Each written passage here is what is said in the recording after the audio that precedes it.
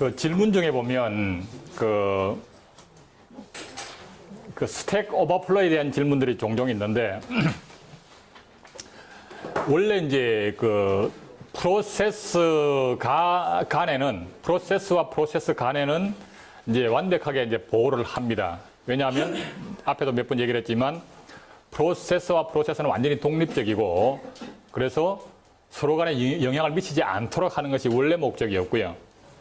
그래서 각 프로세스마다 자기가 사용하는 메모리 공간도 따로 완전히 분리가 되어 있습니다. 바꾸기 얘기하면 어떤 프로세서가 자신의 메모리 영역이 아닌 다른 메모리 주소에 대해서 읽기나 쓰기를 하려고 하면 그거에 대해서 오류 처리를 하도록 만들어져 있습니다. 그 자세한 방법에 대한 얘기는 이제 메모리 관리에서 다시 할 텐데, 그래서 다른 프로세스에 대한 영역은 이제 보호가 되는데, 문제는 한 프로세스에 소속된 스레드들 간에는 어차피 같은 그 공동체고, 그래서 앞에서도 보다시피 코드 영역, 데이터 영역을 공유를 합니다. 전역 변수 만들어 놓으면 같이 공유를 해요. 그러니까 원래 목적이 공유가 목적입니다. 근데 문제는 이 스택이라고 하는 것이 스레드별로 따로 가져가야 되겠는데 이거를 어떻게 따로 분리할 방법이 없어. 다 공유라고 했기 때문에. 그래서 이제 원래 프로세스에서 스레드 한 개만 있을 때는 그 스택에 대해서 이제 미리부터 그 프로세스가 스택을 얼마나 쓸지를 알 수가 없잖아요. 그러면 그거를 우리가 아마 일반적인 그러니까 싱글 스레드, 그러니까 멀티 스레드가 아닌 프로그램 작성할 때의 스택 크기에 대해서 고민해 본 적이 없죠. 그건 OS가 알아서 해줍니다. 무슨 얘기냐면, 스택은 이제 기본적인 사이즈를 일단 할당을 해주고 실행을 하는 과정에서 스택이 모자라, 스택이 오버플로가 나면 물론 이제 오류가 나겠죠. 그러면 OS에서는 그 오류 처리하는 과정에서 지금 액세스한 주소가 어딘가를 검사를 합니다. 해서 스택에 대한 동작을 했는데 메모리 주소가 스택 주소에서부터 푸시하는 과정에서 오류가 났다라고 검사를 할 수가 있어요. 왜냐하면 스택 영역이 현재 얼마나 할당이 돼 있고 지금 액세스한 주소가 뭐고를 알 수 있기 때문에 그렇게 확인이 되면 스택을 자동으로 늘려줍니다. 스택을 좀 더 늘려서 메모리를 더 할당을 해주고 이제는 그 영역을 액세스해도 되도록 허용을 해줍니다. 그렇게 자동으로 늘어나요. 대신에 이 스레드들 간에는 이제는 각각이 따로따로 이제 가지고 있는데, 그러면 어떤 한 스레드가 자신에게 할당된 스택 영역을 넘쳐서 다른 스레드의 스택 영역으로 간 거에 대해서는 알 방법이 없어요.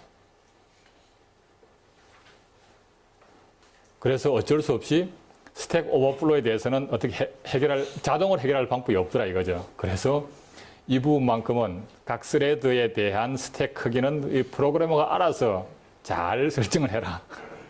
이런 겁니다. 왜냐하면 이게 이제 같은 프로세스 속에 모든 게 다 공유가 되는 거기 때문에 그런 현상이 생기는 겁니다. 물론 이제 충분히 크게 잡으면 좋긴 하겠지만 괜히 쓸데없이 또 메모리를 많이 잡는 것도 이것도 자원 낭비죠, 그죠? 그래서 가능하면 이제 적절한 크기로 이제 잡으면 되겠고요. 그다음 멀티 스레드 얘기하고 멀티 코어하고 자꾸 이렇게 연관시켜서 이제 질문들이 꽤 많이 있는데, 지금까지는 이제 CPU가 한 개라고 이제 가정을 하고 얘기를 했습니다. 그래서 한 개의 CPU는 이제 해야 될 일이 프로세서도 레디 상태인 것이 여러 개가 있고 이렇게 하다고 하면 저는 이제 왔다 갔다 하면서 이제 실행한다라고 얘기를 했습니다. 그러면 실제 이제 OS에서 멀티 코어를 지원하는 OS는 어떻게 할 거냐? 물론 이것도 이제 여러 가지 방법들이 있을 수가 있습니다. 예를 들면 이제 아예 이제 처음에 스레드가 생성될 때 제일 간단하게 생각을 하면, 스레드가 생성될 때에 각 스레드는 너는 1번 코어, 너는 2번 코어 미루고 그냥 할당을 해버리는 것도 방법일 수 있겠죠. 그러면 각각이 거의 독립적으로 작동할 수도 있을 것이고요. 근데 그렇게 하면 어느 한 코어 쪽에서는 일이 빨리 끝나버리고 스레드들이 빨리 끝나버리고 다른 코어에서는 아직도 할 일이 많으면 이게 서로 불균형이 생기잖아요, 그죠? 어느 한쪽은 놀고 있고 이런 게 있을 수가 있기 때문에, 그래서 그건 사실은 바람직하지 않을 것이고, 그래서 가능하면 전체 레디 상태인 스레드들에 대한 목록을 하나로 관리를 하고, 실제 이제 리눅스에서 그렇게 되어 있어요. 그래서 예를 들어서 이제 그 레디인 것이 이렇게 이제 리스트로 이제 쭉 스레드 컨트롤 블록들이 있게 되면, 그리고 이제 이게 코어들이 예를 들어 3개가 있다 그럽시다. 코어 1번, 코어 2번, 코어 3번. 그럼 각각이 이제 이 스레드를, 그러니까 현재 이것이 이제 현재 예를 들어서 어떤 스레드를 실행하고 있다가 이 스레드가 이제 종료가 되거나 웨이팅 상태로 바뀌거나 하면 더 이상 실행할 수 없게 되면, 이게 이제 같이 이제 전체적으로 같은 메모리에 들어있는 거기 때문에 이 코어가 이제 이 리스트를 검사를 해서 다음 것을 가져와서 요놈을 실행하는 거죠. 그래서 각각이 현재 그러니까 결국은 코어 개수만큼의 러닝 상태인 스레드가 있는 거죠. 예를 들어서 이렇게 합시다. 요놈은 요 러닝은 요 코어 1이 실행하는 거고, 이건 코어 2가 실행하고 코어 3가 실행하고 뭐 이렇게 하고 있을 수 있겠죠. 그러면 이제 요놈은 이 스레드를 실행하다가 이것이 이제 종료가 되거나 뭐 웨이팅으로 되거나 이렇게 바뀌게 되면 이제는 이제 다음에 있는 요놈을 다시 이제 코어 1이 또 실행을 하게 되는 겁니다. 그렇게 해서 이런 그 스레드 리스트를 하나로 관리를 하고, 이 CPU 코어들은 자기가 실행하던 이제 스레드가 더 이상 그 계속 실행할 수 없는 상태, 종료가 됐거나 웨이팅 상태로 바뀌었거나 이렇게 되게 되면 다시 또 레드 리스트 다음에 있는 것을 하나 가져와서 그걸 그냥 실행하는 거죠. 그래서 결국은 해야 될 일의 또는 실행해야 될 스레드들의 목록이 하나가 있고, 각 코어들은 현재 하던 일이 어떻게든 이제 더 이상 진행할 수가 없으면 목록에서 다음 걸 가져와서 그냥 알아서 실행하는 겁니다. 그러면 이 코어들은 이제 놀고 있는 게 없이 각각 열심히 할 수 있게 되겠죠. 그리고 이제 그 아이들 상태도 마찬가지. 그러니까 예를 들어 이게 이제 그 레디 상태인 것이 이 코어 개수보다 작으면 어느 하나는 놀아야 되잖아요. 그죠? 그래서 여기에도 이제 이 코어들도 어쨌든 아이들 상태인 스레드들을 하나씩 이제 가지고 있을 수 있게 되는 거죠. 그래서 예를 들면 여기다가 이 코어 개수만큼 아이들 스레드를 만들어 놓는 거죠. 그러면 이제 그것을 각각이 그냥 다른 거 할 일 없을 때 그 실행이 되게 되겠죠. 그럼 그냥 원리는 간단한 얘기입니다. 그리고 이제 사실은 앞서 우리가 이제 스레드 일들을 봤는데, 이 양모라는 것이 뭐냐, 과연. 그래서, 그러니까 기본적으로 이제 피코 커널은 우선순위가 높은 놈이 먼저 실행하는 걸로 이제 만들었어요. 따라서 2개가 있으면 우선순위가 상대적으로 높으면 이것이 무조건 먼저 실행을 합니다. 근데 양보를 하게 되면 그러면 우선순위 높은 놈이 실행하다 양보를 하면 그럼 우선순위 낮은 쪽으로 넘어가느냐? 그게 아니고요. 같은 우선순위들 간에만 서로 양보를 하는 겁니다. 혹시 나하고 같은 우선순위가 있는데 다른 실행할 게 있으면 양보를 하겠다는 것이지, 우선순위 낮은 것은 대상이 아닌 겁니다. 왜냐하면 항상 우선순위 높은 것을 전제로 해서 이제 실행하는 걸로 스케줄링을 정했기 때문에. 그러면 이제 같은 우선순위 간에는 이제 어쨌든 가능하면 돌아가면 실행하면 좋겠지요. 그러려고 하게 되면 뭐가 필요하냐면 일정한 시간이 지난 사실을 알 수 있어야 되잖아요. 그거 어떻게 알 수가 있어요? 외부에서 타이머 인터럽트가 있어야지 가능한 거죠. CPU는 열심히 그냥 주어진 일을 할 뿐이지 시간이 지난 것인지는 CPU가 검사하는 게 아닙니다. CPU는 그냥 명령어들 차례대로 실행하는 것이 다인 거죠. 그러면 일정한 시간, 예를 들어서 10ms다. 10ms가 지났다는 사실은 외부에서 어떤 식으로든 시그널이 들어와야 된다 이거죠. 그래서 실제로 보면 이제 그 하드웨어적으로 타이머 논리 회로 로직이 있고요. 거기서 일정한 시간마다 인터럽트가 발생을 하도록 만들어져 있다.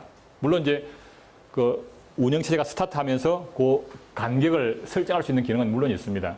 10ms가 뭐 아니면 뭐 50ms든 이렇게 이제 우리가 정할 수 있도록 되어 있긴 한데, 어쨌든 설정된 대로 일정한 시간마다 인터럽트가 발생을 하면 그것을 처리하는 인터럽트 처리 루틴에서 지금 실행하던 것을 제끼고 다음 걸 선택하도록, 즉 현재 실행하던 스레드는 뒤로 돌리고 다음 걸 선택하는 거죠.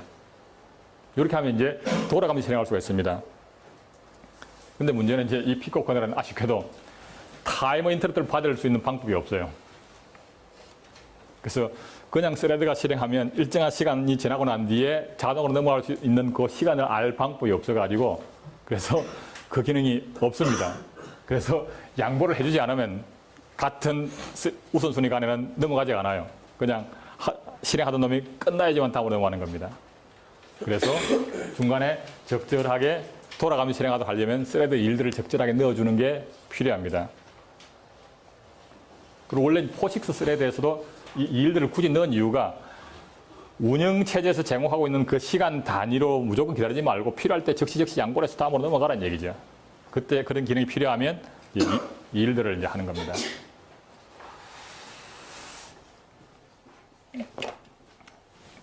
자, 그러면 이제 문맥 교환을 해야 되겠는데, 피코커넬에서 제공하고 있는 함수가 컨텍스트 스위치 함수입니다. 아까 context.s라고 하는 그 파일에 이제 만들어져 있습니다. 그 한번 직접 한번 보면 됩니다. 여러분들이 나중에 한번 보도록 하고요. 그 함수에는 이제 파라미터가 2개가 들어갑니다. 그래서 그러니까 이런 이제 스레드 컨트롤 블록들이 이제 현재 실행하던 놈이 있고 다음에 이제 실행해야 될 게 있게 되면 현재 실행하던 것이 이제 프리비어스가 되겠고요. 다음에 실행해야 될 것이 선택된 것이 넥스트가 되겠습니다. 그러면 이 프리비어스는 이 위치를 가리키고 있게 되죠. 프리비어서 이 포인트니까 이 시작 주소가 되겠고 그 중에서 t 컨텍스트가 있는 필드 이게 되는 거죠. 이 시작 주소로부터 이만큼 더한 주소, 요 자리가 되겠고 그 변수인데 그것의 주소, 즉 이 주소가 되는 거죠.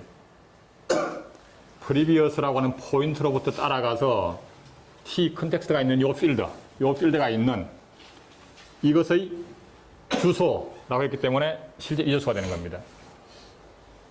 그리고 넥스트도 마찬가지. 똑같은 구조가 하나 더 있을 텐데 그 넥스트의 t 컨텍스트가 있는 주소를 갖고 이제 그 컨텍스트로 함수를 하도록 만들었습니다. 그러면 그 컨텍스트 스위치라고 하는 함수가 어떻게 만들어져 있냐? 이렇게 만들어져 있다는 거죠. 생각보다는 간단하죠. 근데 문제는 이 어셈블리 언어이기 때문에 익숙지가 않은데 이 짧은 코드를 이해하는데 조금은 이제 좀 노력을 좀 덜 해야지만 이해가 될 겁니다. 자, 우선 어쨌든 이제 컨텍스트 스위치를 호출을 해서 프리비어스로부터 이제 넥스트로 넘어가는데 앞에서 본 2개의 파라미터가 앞에 것은 올드고 뒤 것은 뉴가 되겠습니다. 그래서 이런 식의 이제 구조체가 2개가 있는데 이 주소가 올드가 되겠고 다음 것의 그 주소가 이제 뉴가 되는 겁니다. 그 상태에서 컨텍스트 스위치 함수로 이 위치로 왔겠죠. 컨텍스트 스위치라는 레이블에 오게 되면 샵으로 붙어 있는 것들은 다 커멘트입니다.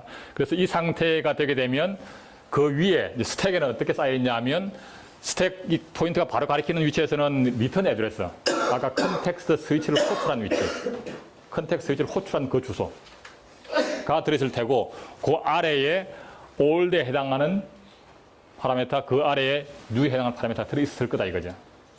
C 랭귀지로 만들어진 부분에서 컨텍스트 스위치를 함수를 호출했기 때문에 이런 식의 스택이 이렇게 쌓여서 이 상태까지 올 거다 이거죠. 그건 이제 GCC 컴파일러가 파라미터를 그렇게 처리하도록 이제 설계가 되어 있으니까 거기다 지금 맞추는 겁니다. 자, 그러면 우선 이제 올드에 해당하는 값을 이제 우선 가져와야 되겠죠.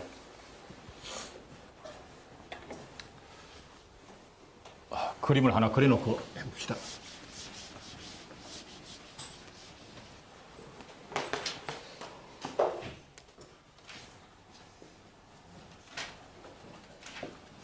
이 스레드 컨트롤 블록이 있고 이것이 프리비어스였고 이놈이 뉴입니다. 넥스트였나요? 뉴였나요? 넥스트.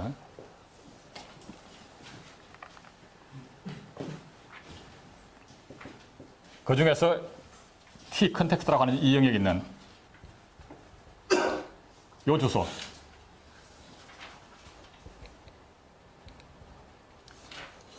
요 주소가 지금 이제 컨텍스트 스위치를 호출하면서 그 주소가 이제 전달돼 갔습니다. 따라서 여기로 오게 되면 요놈이 올드가 되겠고 요놈이 뉴가 되겠죠. 이것이 있는 주소. 자, 그래서 우선은 이제 이 주소를 알아내야 되니까 현재 스택 포인터 ESP로부터 4를 더한 위치가 올드가 되는 거죠. 각각 이제 리턴 애들에서 올드, 뉴 각각이 4바이트씩이기 때문에 스택 포인터가 가리키고 있는 주소에는 리턴 애드레스가 있고 거기서 4를 더한 위치에는 올드가 있고 8을 더 더한 위치에는 뉴가 있는 겁니다. 그래서 4를 더 더한 위치에서 가져와서 이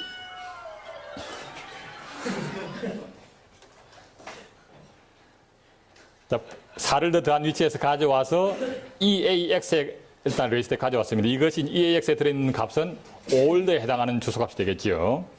마찬가지로 8을 더 더한 위치에서 가져와서 EDX에 레지스터에 넣었습니다. 따라서 EDX에서는 U에 해당하는 그 값이 들어있을 겁니다. 이제 EAX 레지스터가 이걸 가리키고 있고, 그 다음 ETX 레지스터가 이걸 가리키는 겁니다. 그리고 이제 이 상태에서 푸시하기를 이제 EBP, EDI, ESI, EBX 4개를 이제 푸시를 합니다. 그러니까 여기서 이제 저장하는 이제 레지스터 값들이 이제 뭐가 돼야 되냐 하는 것은 이거 역시도 이제 컴파일러의 특성을 맞춰야 됩니다. 앞에서 한번 얘기를 했는데 GCC 컴파일러는 X86CPU에 대해서 어떻게 처리를 하냐? 그 EAX, ECX, EDX 요 3개 레지스터 값은 아무렇게나 써도 상관없다. 대신에 EBP, EDI, ESI, EBX 이런 것들은 뭔가 중요한 값을 갖고 있다. 현재 어떤 함수를 호출하게 되면 따라서 이 값들은 의미가 있는 값이기 때문에 함부로 바꾸면 안 되는 겁니다. 대신에 EAX, CX, EDX 이 3개는 아무 의미 없는 값이기 때문에 함부로 바꾸셔도 괜찮다. 이게 이제 GCC 컴파일러를 설계할 때에 이제 레지스터를 사용하는 룰입니다. 그래서 EBP, EDI, ESI, EBX를 이제 스택에다 푸시라는 거죠. 현재 스레드의 스택에다가 푸시라는 겁니다. 푸시를 하고 그런 다음에 현재의 ESP 레지스터 값은 이제 현재 스택의 제일 상단을 가리키고 있겠죠. 그 값을 EAX 레지스터가 가리키고 있는 곳에다가 EAX에다 괄호를 붙여놓은 것은 간접 주소죠. 그죠? EAX 레지스터가 가리키고 있는 그 메모리에다가 복사하는 겁니다. 이렇게 푸시를 하고 그럼 현재 ESP 값은 이제 스택의 제일 상단을 가리키겠죠. 그 값을 EAX가 가리키는 이 주소에다가 복사해 넣었어요. 이 자리죠, 이 자리.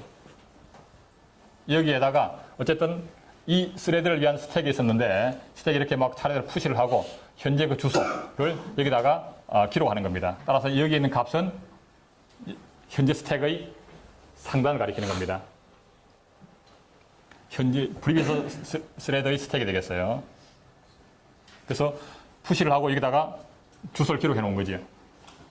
그러면 마찬가지로 next라고 하는 이놈도 이전에 똑같은 방법으로 스택에 쫙 푸시가 되어 있고 푸시된 것이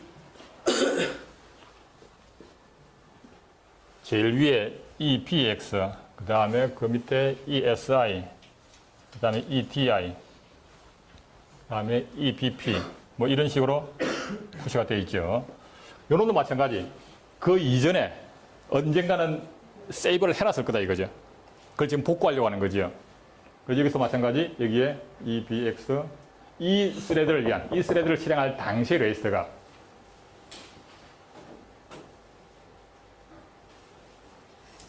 그리고 이놈은 요 스택 상단을 가리키고 있다는 얘기죠. 그래서 현재 스레드의 스택에다가 차곡차곡 푸시를 하고 그 주소를 여기다 기록을 했고 넥스트라고 하는 놈도 역시 이전에 스택에다 푸시를 하고 그 주소가 여기 들어 있었겠죠. 그러면 이제는 이 주소로부터 따라가서 복구를 하면 되는 겁니다.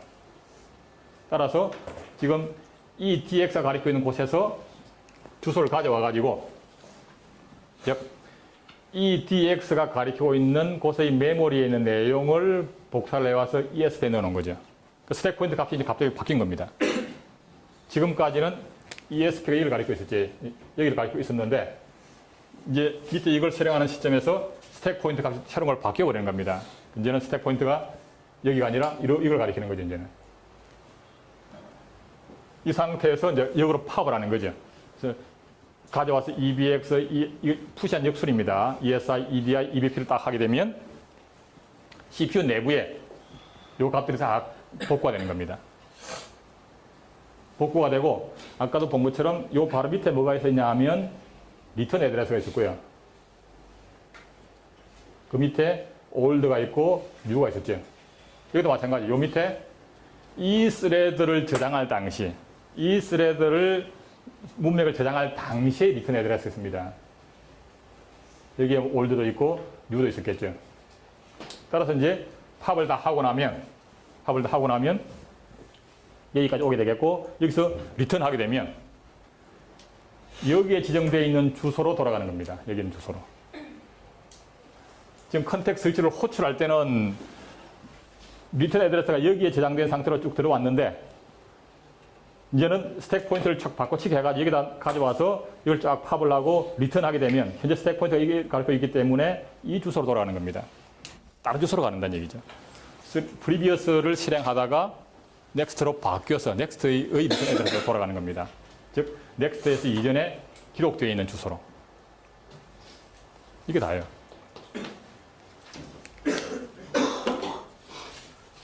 자, 그 과정을 다시 한번 그림으로 이제 그려본 겁니다.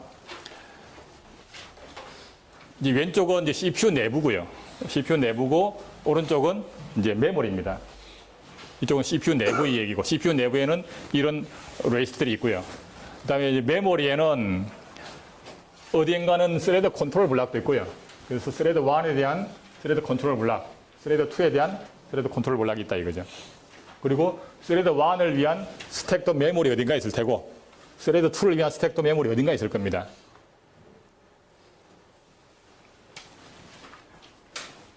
그리고 이제 스레드 2에 대해서는 스레드 컨트롤 블락에서 T 컨텍스트에 있는 주소에는 이전에 스레드 2를 위해서 저장해 놓은 이전에 여기 보면 리턴 애드레스도 있고 요 밑에는 올드가 있고 뉴가 있었겠죠. 어쨌든 리턴 애드레스가 있고 그 위에 EBP, EDI, ESI, EBX가 저장돼 있고 요 주소가 여기 기록되어 있었던 겁니다.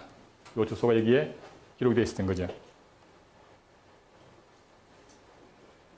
이 상태에서 이제 컨텍스트 스위치를 호출하게 되면 컨텍스트 스위치 함수를 호출하게 되면 아까 우리가 본 것처럼 컨텍스트 스위치 함수에 해당하는 제일 첫 번째 명령어 실행하는 시점에 현재 스레드 1이 실행하고 있는데 거기에 스레드 1의 스택상에서 뉴가 있고 올드가 있고 그 위에 리턴 애드레스가 들어있었습니다. 그래서 CPU에 있는 이 스택 포인트는 이걸 가리키고 있는 거죠. 이걸.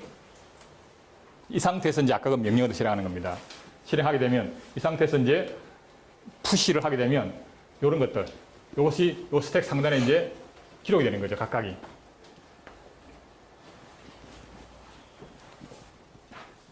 그래서 그 과정을 하나씩 따라가 보면 그 올드를 먼저 가져와서 EAX에다가 복사를 하고요. 따라서 이제 올드라고 하는 것이 EAX가 TCP1의 T 컨텍스트를 가리키게 되겠고 다시 또 스택 포인트로부터 8을 더 단주소에 있는 가져와서 EDX에 넣게 되면 이제 EDX가 그 스레드 2에 대한 T 컨텍스트 주소를 가리켜야 될 테고 이 상태에서 푸시라는 겁니다. 그 EBP1이 이제 스택에 푸시가 되게 되면 스택 포인트가 4만큼 줄어들면서 거기에 현재의 CPU 내부에 있는 EBP 레지스터 값이 푸시가 되고 마찬가지로 EDI, ESI, EBX 푸시가 되면서 스택 포인트는 이제 점점 위로 푸시가 돼서 현재 ESP가 EBX가 푸시된 위치로 가리키고 있게 될 겁니다. 이 상태에서 이 주소, 현재 ESP 값을 이 값이 이 주소가 되겠죠. 이 값을 여기다가 복사하겠다는 얘기죠. 그러면 이제 이 값이 여기를 가리키도록. 그래서 이제 현재 ESP 값을 EAX가 가리키는 이 자리에다가 기록하게 되면 이 값이 새로운 것으로 바뀌게 될 테고 그 값도 이제 ESP하고 같은 값이 되니까 현재 스택 상단을 가리켜야 되는 거죠. 이렇게 하고 이제 스택 포인트를 바꾸치기를 합니다. 스택 포인트를 EDX가 가리키고 있는 곳에 있는 값. 요 값. EDX가 가리키고 있는 곳에 있는 이 값을 읽어봐서 ESP에 넣게 되면 요놈도 값이 이제 이거하고 같은 값인 이걸 가리켜야 되는 거죠.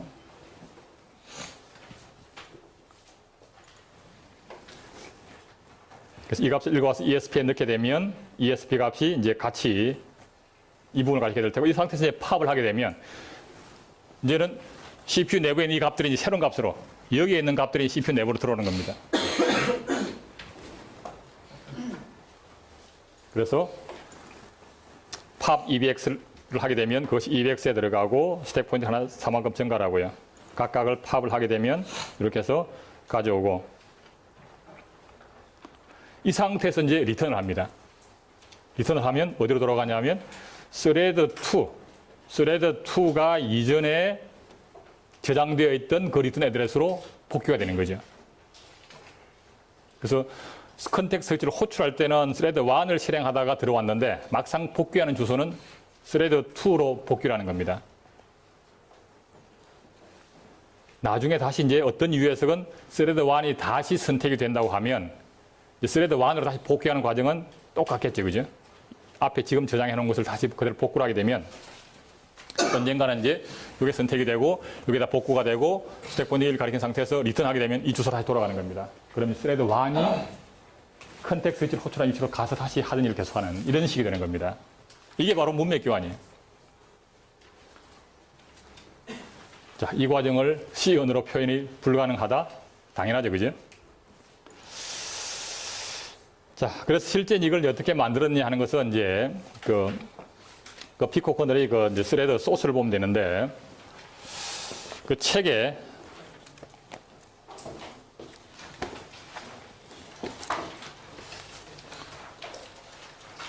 책 부록을 한번 봅시다.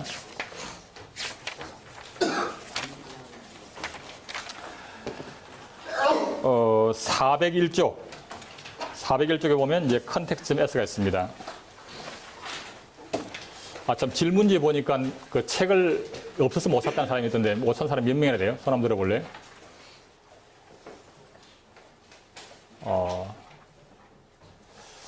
그러면은, 어쨌든 뭐, 절판에 대해서 살 수가 없으니까, 뭐, 할 수 없이, 뭐, 불법이지만 복사를 해서 쓰십시오. 저작권자가 나기 때문에 문제 없습니다. 원래 이게 복사해 쓰면 원래 저작권에 문제가 있는 거거든요. 자, 그래서 하여튼 뭐 복사를 쓰든지 알아서 좀 해결을 좀 하면 되겠고. 처음에 그 로렌츠의 책이 안 들어오다니 3주째 안 들어와서. 그러니까 아마 인쇄해 놓은 게 모자라서 그런 것 같아요. 추가로 아직 인쇄를 안 해서 그런 것 같은데. 사실은 개정판이 나올 때가 됐거든요. 우선은 이제 하여튼 다른 친구 책을 좀 그냥 복사해서 쓰시도록 하시고요. 그 책에 보면 이제 401쪽에, 거기 보면 이제 context.s 파일이 있습니다. 거기에 이제 조금 전에 본 것처럼 컨텍스트 스위치에 해당하는 것이 26번째 라인에부터 쭉 나와 있고요. 이제 그 위에 보면 뭐 15번째 라인에는 점 텍스트, 점 온라인, 뭐 글로벌 이런 것들이 있습니다. 이게 이제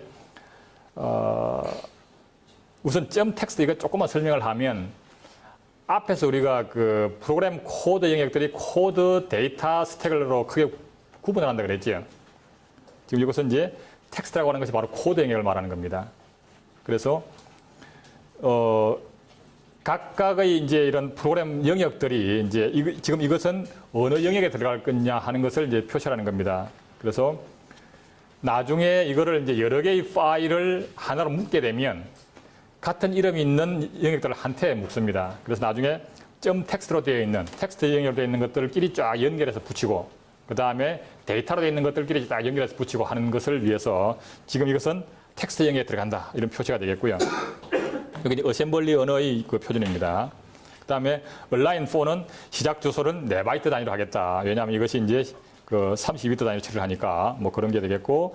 그 다음에 점 글로벌. 이것은 이제 이 속에 있는 이 함수들은 다른 데서 호출할 수 있도록 하겠다. 그래서 컨텍스트 스위치, 컨텍스트 셋, 인터럽트 이네이블, 인터럽트 디세이블, 인터럽트 리스토어 이런 함수들은 이제 이 파일이 아닌 다른 쪽. 결국 이제 kernel.c라고 하는 그런 이제 C 언어 파일에서 호출할 수 있도록 선언했다. 뭐 이런 얘기입니다. 그렇게 하고, 이제 그 다음에 넘어가면, 이제 컨텍스트 스위치 함수는 조금 전에 우리가 봤고요. 컨텍스트 셋은 뭐냐면 그러면 실행을 하다가 컨텍스트 스위치를 통해서 현재 상태를 저장을 하고 넘어갔다면 나중에 다시 복구하는 건 그건 당연한데 처음 생성된 놈 어떡할 거냐. 처음에 스레드로 생성된 놈. 이거 선택이 되면 뭐 복구, 저장해 놓은 게 있어야지 복구를 하지. 그잖아요. 그래서 처음 생성된 스레드에 대해서는 강제로 어떤 원하는 값을 그냥 강제로 세팅할 필요가 있습니다. 그게 이제 컨텍스트 셋 함수입니다. 여기서는 이제 실제 이제 시작 주소라든지 이런 정보들을 그냥 미리부터 넣어놓고 거기에다가 이제 우리 값들 복구하도록 하게 될 텐데 우선 뭐 이렇게만 보면 됩니다. 스택 포인트 값은 현재 스택의 제일 상단이 되도록 미리부터 그 스택에다가 미리 설정을 해 놓습니다. 그 다음에 리턴 애드레스.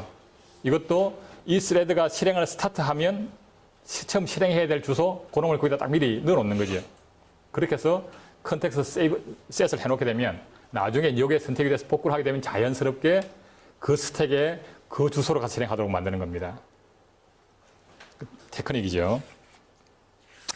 interrupt, disable, enable 이 부분은 이제 사실은 이 피코컨에서는 의미가 없습니다. 왜냐하면 아까 interrupt가 없다고 얘기한 것처럼 사실은 없는데 실제 OS라고 하면 이게 있어야 되겠죠. 그리고 이 interrupt, enable, disable은 나중에 나오겠지만 이제 어떤 동기화나 이런 데 굉장히 중요하게 사용이 됩니다.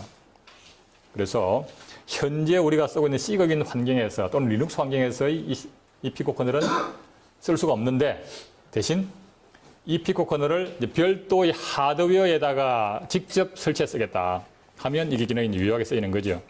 그러니까 실제 이제 오늘 안 들고 왔는데 조그마한 그 모듈에다가 실제 피코커널을 거기다 포팅을 해서 실행시키는 것도 있습니다.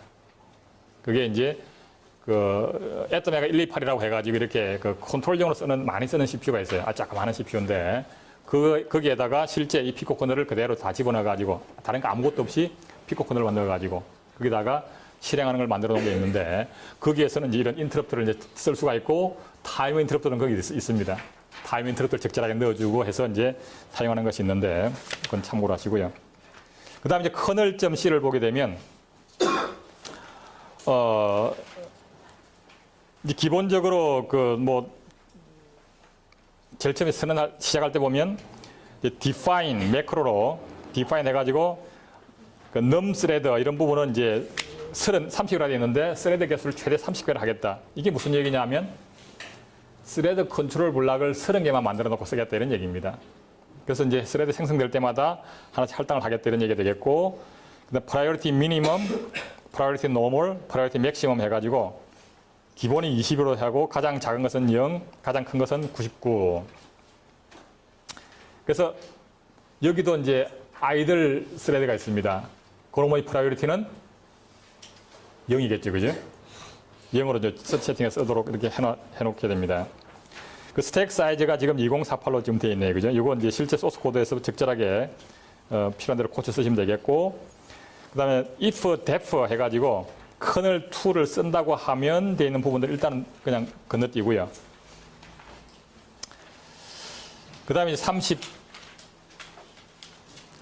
35라인에 가게 되면 그다음에 이제 extern 해가지고 context set, context switch 함수가 있다. 이건 이 파일에는 없지만 딴 데서 찾아봐라. 즉 어셈블러로 되어 있다는 얘기죠. 그래서 호주에 쓸 것이고 그 다음에 extern 해가지고 use main 이것은 이제 여러분들이 직접 만드는 프로그램 들어있는 겁니다.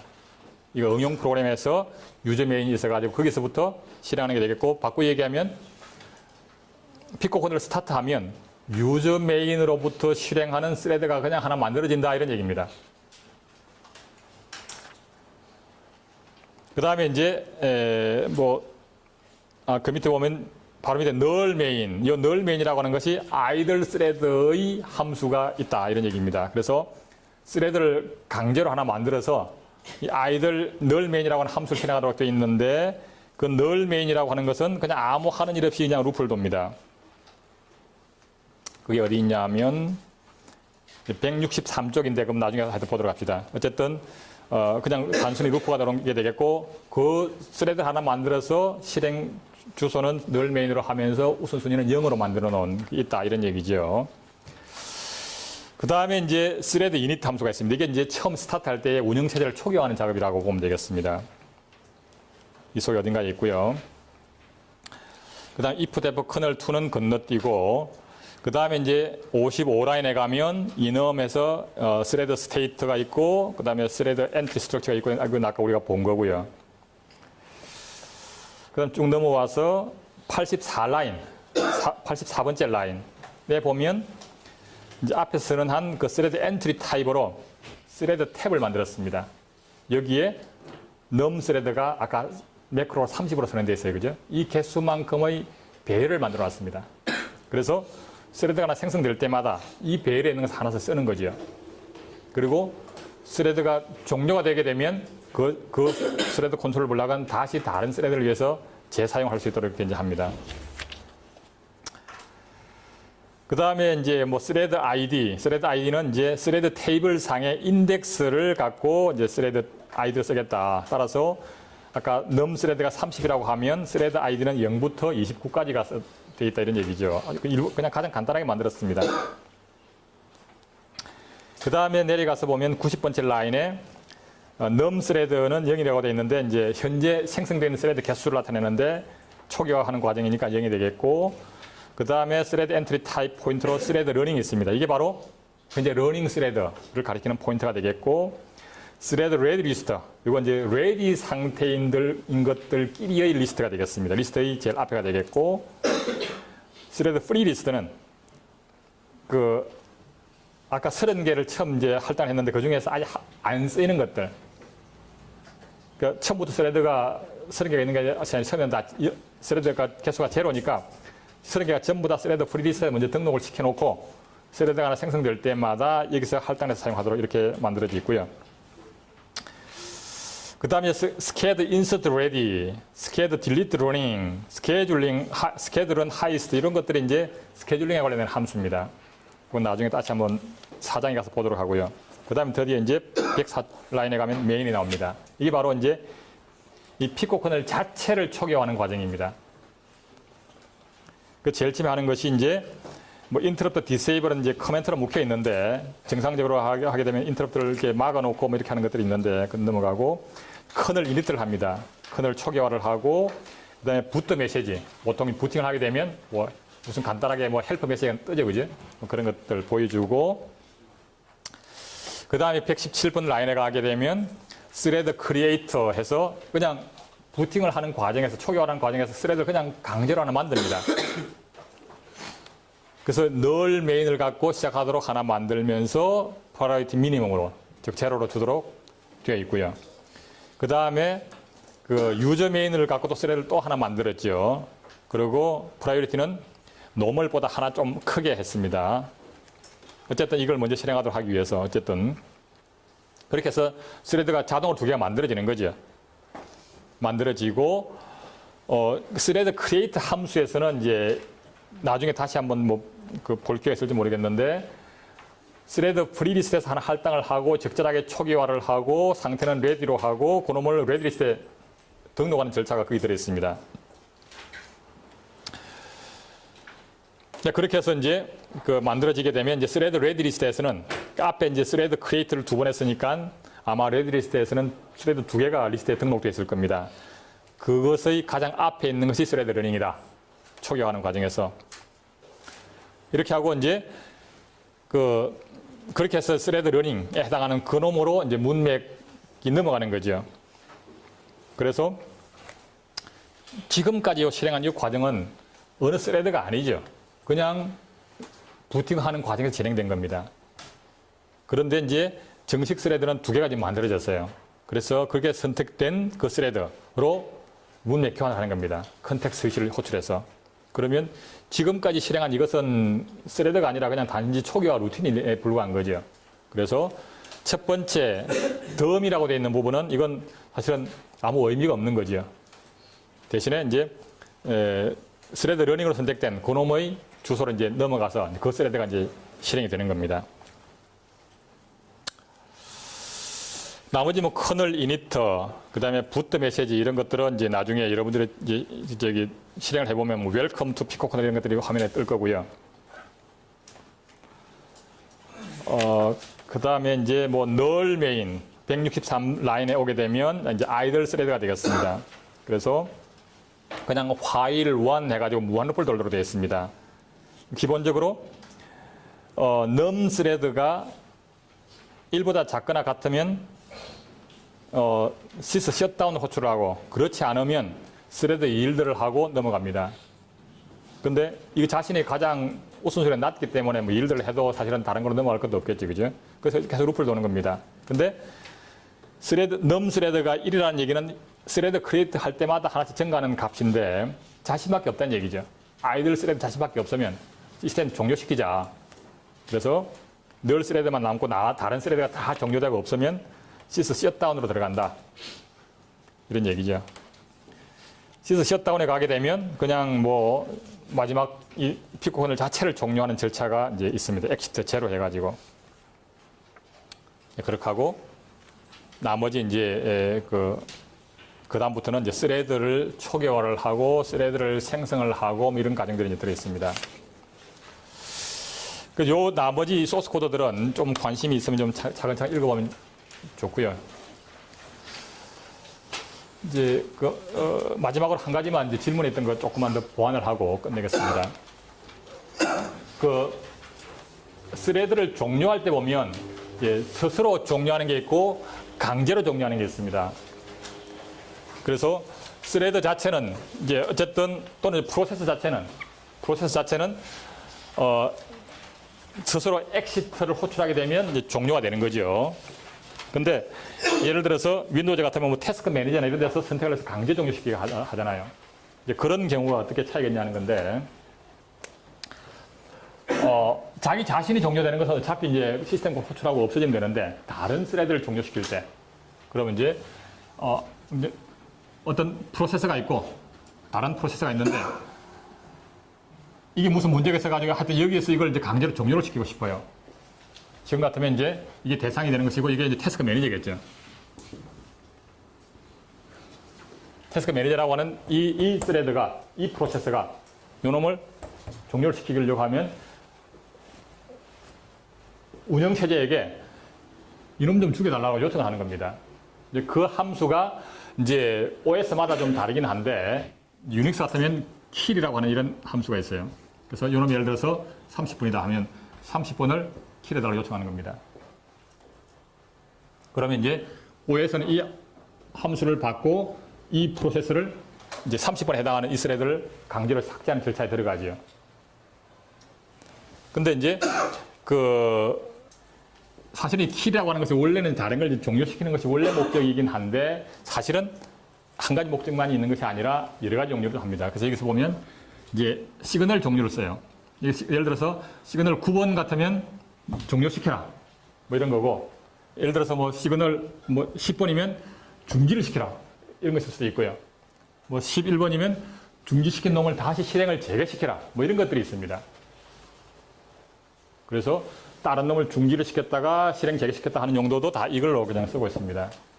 그래서 특정 프로세스 아이디에 대해서 상대방 특정 종류를 구별합니다. 그냥 막연하게 내가 90, 11이라고 했지만 이제 정확한 번호가 정의가 되어 있습니다. 그리고 이 과정에서 보면 이제 다른 프로세스를 영향을 미치는데, 이 과정에서 내가 같은 사람이 이것도 실행했고 이것도 실행했으면 문제 없어요. 그죠? 어차피 같은 사용자가 내가 실행하는 것을 내가 종료시키는 것이 문제가 안 되는데, 실행한 사람이 다른 사람이면 안 되는 거죠. 그럼 다른 사람 걸 강제로 이렇게 막 잘 작업하고 있는 걸 중지시키면 안 되잖아요. 그 다른 사람 건 할 수가 없고요. 대신에 이제 시스템 관리자 권한을 가진 사용자라고 하면 어떤 프로세스든지 종료시킬 수 있는 권한을 또 주는 거죠. 뭐 그렇게 해서 이제 권한을 이제 구별을 하고 있게 되겠고요. 그렇습니다. 그래서 이제 그러면 이렇게 해서 이제 어쨌든 뭐 종료시키는 이제 신호를 보내게 되면 이것이 이제 바로 종료가 안 되는 경우가 있을 수가 있는데, 그게 이제 이 스레드가, 이 프로세스가 어쨌든 뭔가 웨이팅 상태에 있었는데, 지난번 리눅스에서 보면 두 가지 상태가 있다고 그랬어요, 웨이팅도. 시그널을 보내면, 이게 이런 것들 이제 시그널이라고 그럽니다. 이 시그널을 보내게 되면 바로 즉시 깨어날 수 있는 상태가 있고, 시그널을 보내지만 바로 깨어나지 않고 뭔가 원하는 조건이 만족될 때까지 기다리는 상태가 있고 그렇습니다. 그건 OS의 상태에 따라 가지고. 그래서 바로 깨어날 수 있는 상태라고 하면 즉시 종료가 될 거고요. 만약에 이 상태가 시그널을 받고도 즉시 깨어날 수 없는 상태였다고 하면 즉 종료가 안 되고 있겠죠, 그죠? 그러면 언젠가 그 조건이 만족될 때 그때서 종료가 됩니다. 그래서 시간적인 딜레이가 좀 있을 수가 있죠.